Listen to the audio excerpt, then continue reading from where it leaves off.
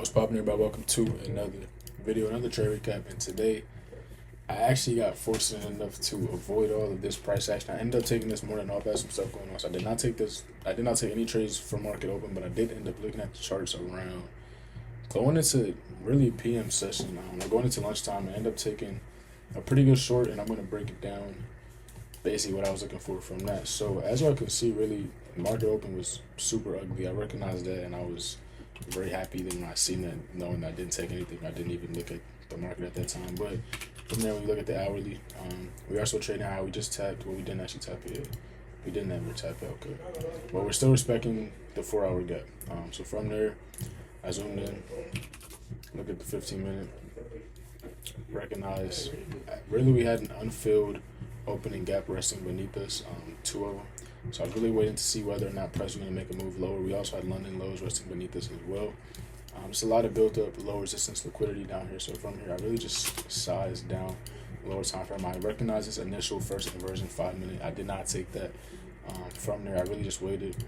I really wanted to see some type of reaction out of an imbalance. And once we got this closed below the opening gap here, I recognize that we did leave the weekly opening gap resting beneath us after we took this sell side. So when I still seen that, I was still, believing in some type of sell-off just because of that. We also got the change in the state on the 15-minute as well. So from there, I zoomed into the 5-minute, and I waited to see this 5-minute fair value gap get tapped. And once we did, that's where I zoomed in to the 15-second. I seen this was the initial move that I would have liked, but I did want to just wait for extra confirmation. So I looked at the 30-second. See, we had this 30-second imbalance here, so I wanted to really just wait for this imbalance to get invalidated because that would have also paired with the change in the state of delivery as well from the 30-second after respecting this gap, and we do still have the opening gap from the week that is left unfilled. So from there, I want to say after the next candle, yeah, from here, I entered short. My fill was like here. My stop at this high. Really, no, my stop was actually at the gap high. I wanted to see just a swift move just because we're coming into the 11:45, 11:50 macro. I wanted to see a straight move down, so I didn't give my stop no crazy room, but that is essentially it. My fill was probably like here, I want to say, because I know I caught like, I think I said I caught like 20 points or something like that. So yeah, that was probably like what more so a realistic fill was for me, but and I'm taking that and riding it straight to the opening gap. I took all off here. Now, yes, I did expect to see price come lower, but I closed all there just really because of yesterday.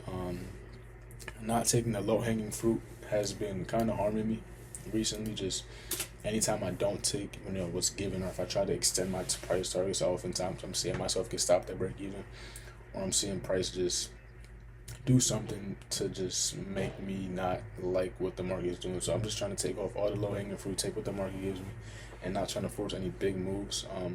It also helps with my emotions as well, just to get in and out of trades like that. So that was very simple. That was basically it. I did expect to see price come lower, and it did end up selling off eventually. We ended up flushing all the way down. My break even would have never been tapped, so this would have been, a lot bigger trade if I would have done that. But I think more times than not, this will save me just mental capital, personal capital as well.